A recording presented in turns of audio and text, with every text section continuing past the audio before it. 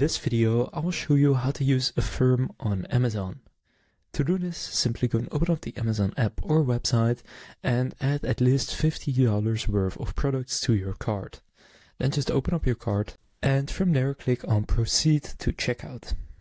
Then select the address you want it to be delivered to, and here where it says Paying With, whatever it's currently set to, click on Select a Payment Plan.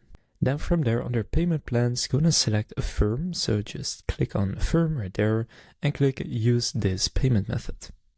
Now from there you can see Pay Over Time with Affirm, and now you can just go and continue, so you can click No Thanks, and from there you can click Continue to Application, and from there you will need to connect with Affirm, so if you already have an account, you can just sign in. If you don't, you will need to create an account, but you can see if I click Continue to Application, it will then redirect me to Affirm, where I can then sign in or sign up. So that's how to pay with Affirm on Amazon.